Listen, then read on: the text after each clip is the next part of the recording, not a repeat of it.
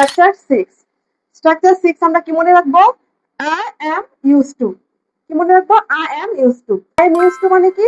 আমার কোনো কিছু করার অভ্যেস আছে, আমার রান্না করার অভ্যাস আছে। ইংলিশ কি হবে? I am use to cooking.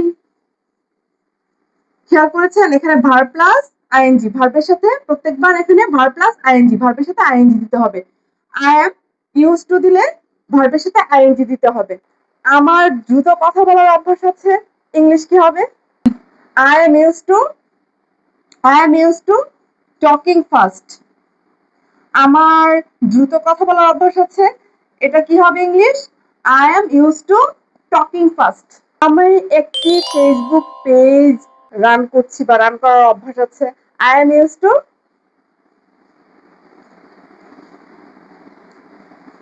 Running a Facebook page. Running a Facebook page.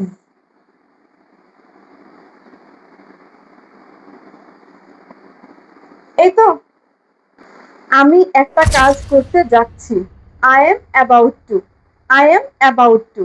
আমি ইংলিশ শিখতে যাচ্ছি কি হবে? I am about to learn English.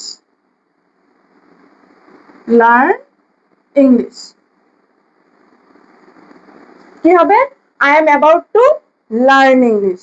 I am about to learn English. I am about to learn English. আমি English শিখতে যাচ্ছি। আমি লিখতে যাচ্ছি। I am about to write. আমি পড়তে যাচ্ছি। I am about to read.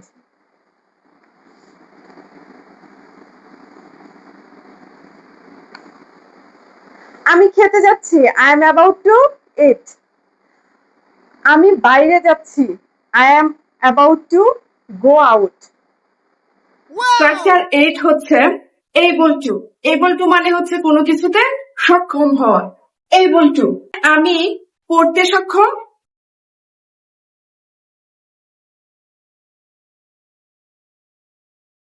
I am able to read. আমি পড়তে সক্ষম।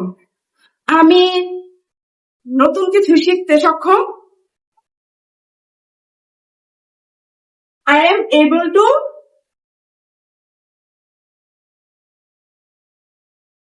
Learn new things.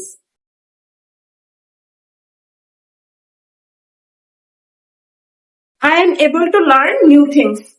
আমি পড়াতে সক্ষম। I am able to teach.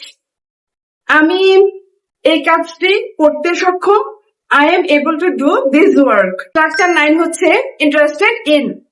আমি কোনো কিছুতে আগ্রহী, এটা বোঝাতে হচ্ছে interested in. আমি ড্রাইভিং এ আগ্রহী। I am interested in driving. I am interested in driving. আমি পড়াতে আগ্রহী। I am interested in teaching.